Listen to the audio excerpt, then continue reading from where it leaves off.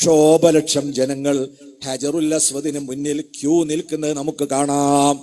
ഇത് വിശ്വാസികൾ മക്കയിൽ ചെന്ന് കാണുകയാണ്. അള്ളാഹു ആദരിച്ച മഹാന്മാരുമായി ബന്ധപ്പെട്ട ഒരു കല്ലിൽ നിന്ന് ബർക്കത്തെടുക്കുകയാണ്. അതാണ് മുബാറക്കൻ, ഇത് ബർക്കത്തുള്ള വീടാണ് എന്ന് അള്ളാഹു പറഞ്ഞത്. ബർക്കത്ത് എന്നതിനെ നിഷേധിക്കുന്നവർക്ക് മനസ്സ് തൊട്ട് ഹജ്ജ് ചെയ്യാൻ കഴിയില്ല. അവർക്ക് ഇതൊക്കെ കാണുമ്പോൾ അറപ്പ് തോന്നും, ഈ കല്ലിനെ പൂജിക്കാണെന്നു. നമ്മൾ പറഞ്ഞു കല്ലും മണ്ണും മനുഷ്യനൊന്നും ദൈവാവൂല, അതൊക്കെ പ്രപഞ്ചത്തിന്റെ ഭാഗ. പക്ഷെ അള്ളാഹു ആദരിച്ച മഹാന്മാരുമായി ബന്ധപ്പെട്ട ഒരു വസ്തു എന്ന നിലക്ക് അതിലൂടെ അള്ളാഹു നമുക്ക് ബർക്കത്തുകൾ തരും. ആ ബർക്കത്ത് എടുക്കുക എന്ന് പറഞ്ഞത് അതിനെ ആരാധിക്കലല്ല. ഒരു ആദരവും ബഹുമാനവും ആരാധനയാവണമെങ്കിൽ അവൻ സ്രഷ്ടാവും ആരാധ്യനുമാണെന്ന് വിശ്വസിച്ചുകൊണ്ട് ചെയ്യണം. നമ്മൾ ഒരിക്കലും അങ്ങനെ മുസ്ലിങ്ങൾ വിശ്വസിക്കുന്നില്ല. കാരണം ഞാൻ പറഞ്ഞു, നമ്മൾ പരിചയപ്പെട്ട അള്ളാഹു ആരാ? പ്രപഞ്ചാധിപനും പ്രപഞ്ചാതീതനുമാണവൻ. അവൻ കല്ലോ മണ്ണോ രൂപോ മനുഷ്യനോ ഒന്നുമല്ല. അപ്പം ഇത് സ്വർഗത്തിൽ നിന്ന് കൊണ്ടുവന്ന പ്രവാചകന്മാർ സ്പർശിച്ച, അതിനെ ആദരിച്ചാൽ പരലോകത്ത് അതിന്റെ ശുപാർശ കിട്ടുമെന്ന് അള്ളാഹുവിന്റെ റസൂൽ പഠിപ്പിച്ച ഒരു കല്ലാണ്. അപ്പൊ ആ കല്ലിൽ നിന്ന് ബർക്കത്തെടുത്താണ് നമ്മൾ തവാഫ് ആരംഭിക്കുന്നത്. അങ്ങനെ 7 തവണ വിശുദ്ധ ദേവാലയത്തെ കഅബയെ നമ്മൾ വലയം വെച്ച് കഴിഞ്ഞാൽ പിന്നെ നമ്മൾ ചെയ്യുന്ന രണ്ടാമത്തെ കർമ്മം തവാഫിന്റെ പിറകെയുള്ള 2 റക്അത്ത് സുന്നത്ത് നിസ്കരിക്കലാണ്. അവിടെ പരിശുദ്ധ ഖുർആനിൽ അള്ളാഹു നേരിട്ടൊരു നിർദ്ദേശം തരുന്നുണ്ട്.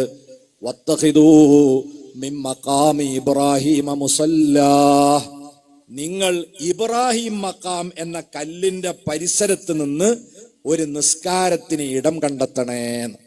എന്താണ് ഈ മഖാമു ഇബ്രാഹിം എന്ന് പറഞ്ഞത്? വേറൊരു കല്ല. ഇബ്രാഹിം നബി അലൈഹി സ്വലാത്തു വസ്സലാം കഅബാലയം നിർമ്മിക്കുമ്പോൾ ഉയരത്തിന് വേണ്ടി കയറി നിന്നിരുന്ന ചെറിയൊരു കല്ല. ആ കല്ലിന്റെ മേലെ ഇബ്രാഹിം നബിയുടെ 2 കാൽപ്പാടുകൾ പതിഞ്ഞത് ഇപ്പോഴും നമുക്ക് കാണാം. പോകാൻ ഖുർആനിൽ അള്ളാഹു പറയുന്നത്, നിങ്ങൾ തവാഫിന്റെ സുന്നത്ത് നിസ്കരിക്കുമ്പം ഇബ്രാഹിം മഖാം എന്ന കല്ലിനെ മുന്നിൽ വെച്ച് കഅബയുടെയും നിങ്ങളുടെയും ഇടയിൽ ഇബ്രാഹിം നബിയുടെ കാൽപ്പാട് പതിഞ്ഞ കല്ലാകും വിധം നിന്ന് നിങ്ങൾ നിസ്കരിക്കണം.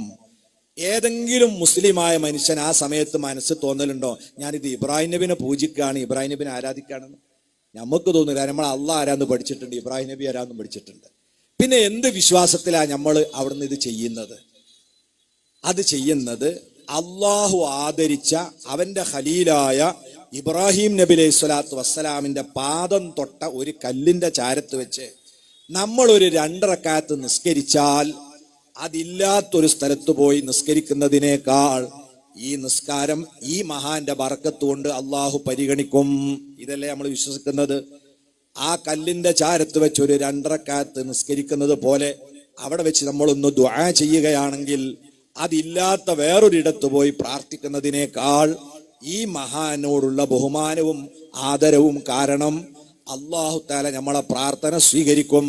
അപ്പൊ മഹാന്മാരിലൂടെ അള്ളാഹു നമുക്ക് തരുന്ന ബർക്കത്ത് എന്ന് പറഞ്ഞത് ഇതാണ്.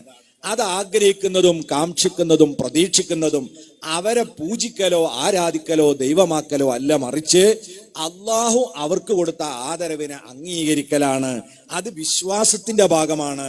മുത്തുനബി പഠിപ്പിച്ചത് വമിനൽ ഈമാനി തഅളീമു മാ അല്ലമല്ലാഹ്, വിശ്വാസത്തിന്റെ അകക്കാമ്പാണ് അള്ളാഹു ആദരിച്ചതിനെ ആദരിക്കുക.